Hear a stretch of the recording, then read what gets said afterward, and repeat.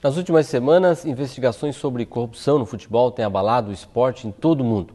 Mas há 14 anos, uma CPI no Senado brasileiro já indicava uma série de problemas. Esta CPI teve como relator um tubaronense, o médico Geraldo Altoff, que na época era senador, e é com ele que a gente conversa agora aqui no Café com Notícias.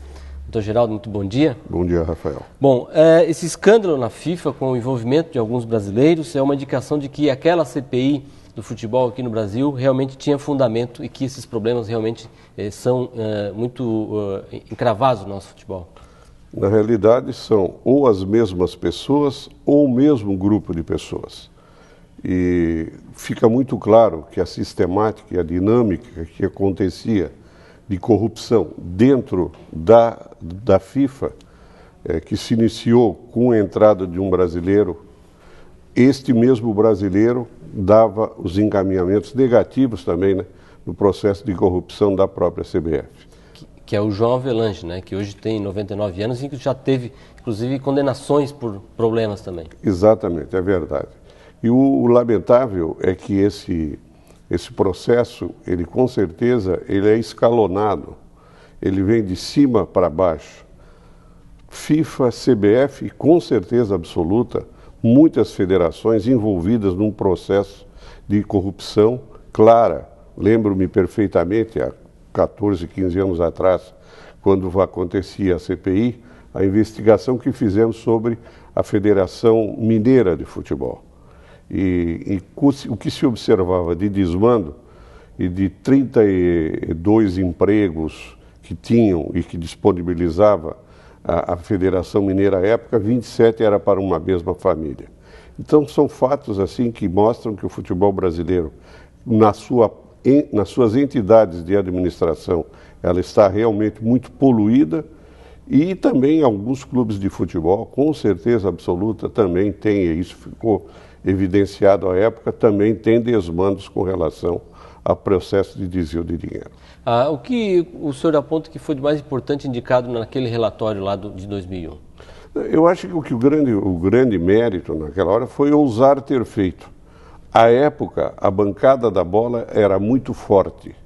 Nós tínhamos parlamentares muito envolvidos com a CBF. Tanto isso é verdade que nós tivemos duas CPIs, uma no Senado e outra na Câmara. A da Câmara não conseguiu aprovar um relatório sequer. Não houve aprovação de relatório. Já no Senado, por uma série de variáveis que a gente poderia tecer, nós conseguimos aprovar o nosso relatório por unanimidade. Mas a bancada da bola insistentemente sempre tentando dificultar o relatório e querendo interferir dentro do próprio relatório. Agora tem uma nova CPI liderada pelo senador Romário. O senhor vê com possibilidade também de novas investigações, de novas denúncias importantes para moralizar o esporte? Eu acho que ela tem um momento totalmente diferente. Em primeiro lugar, porque a bancada da bola, nesse momento, ela está extremamente fragilizada. Poucos ousarão em defender a CBF dentro do contexto de uma CPI. Além dessa variável, o senador Romário tem muita representatividade. Tanto representatividade pelo fato dele ter sido futebolista, jogou futebol e um bom jogador de futebol, e além do fato de que ele vem encimado de um Estado que tem uma vinculação muito forte e muito grande com o futebol, que é o Estado do Rio de Janeiro. Então eu vejo nesse momento uma situação favorável a que se possa realmente se conseguir dar continuidade à investigação que já na época, há 14 anos atrás, nós investigamos. Bom, a FIFA, a CBF, as federações são instituições privadas e muitas pessoas podem estar se perguntando, mas por que investigar essas, já que eles fazem negócios, né? Mas que tipo de negócios são esses, né, doutor Geraldo? Totalmente obscurecidos. Nós trabalhamos, inclusive, a época da CPI, com o viés de nós caracterizarmos o futebol como patrimônio cultural brasileiro. Porque se nós colocássemos o futebol como patrimônio cultural do Brasil, dentro do contexto da Constituição, lá na Constituição, artigo 216, fala da cultura. Se nós colocássemos o futebol como patrimônio cultural, nós teríamos aí a obrigação do Estado em fazer o acompanhamento ao futebol, porque é dever do Estado manter o patrimônio cultural do seu povo. Então foi uma tentativa que nós fizemos à época, não conseguimos.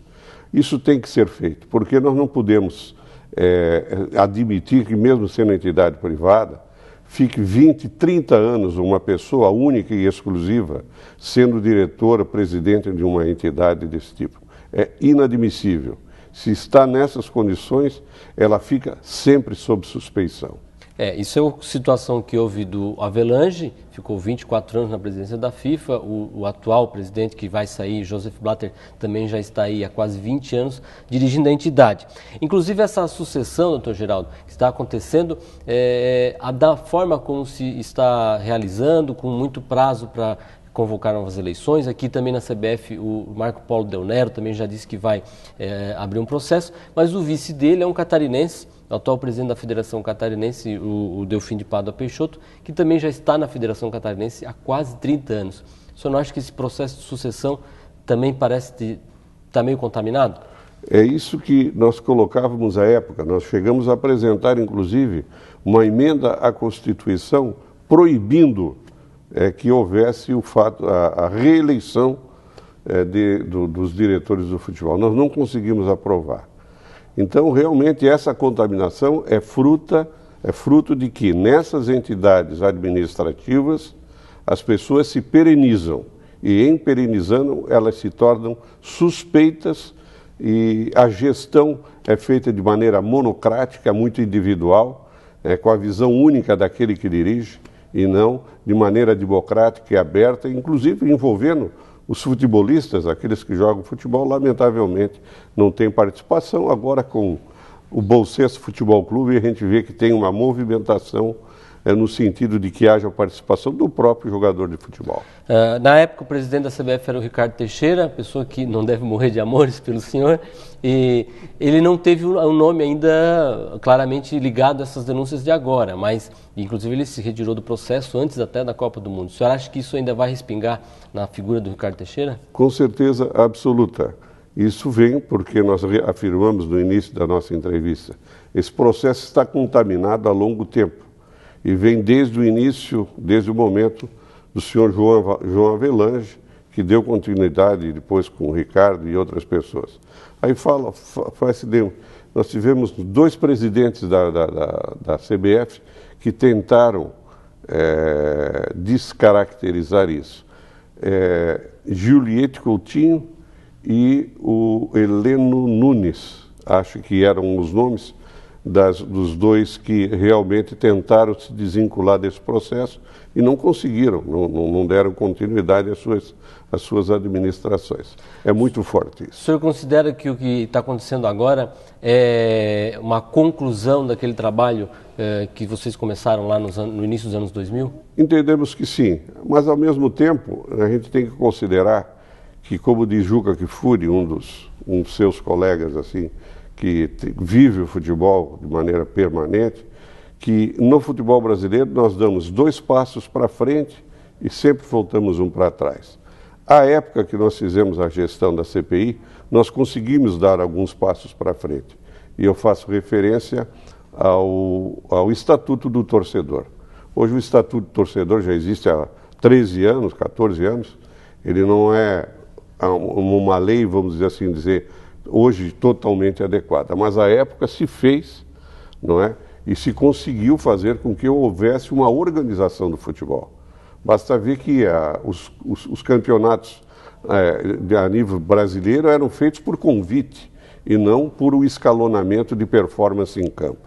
Então realmente era uma vergonha, não é? E o Estatuto do Torcedor, que nós tivemos o privilégio de participar na sua elaboração, realmente hoje ele ajuda, pode ser melhorado, sem dúvida nenhuma, mas ajuda muito no sentido de dar um pouco mais de transparência à gestão do futebol brasileiro.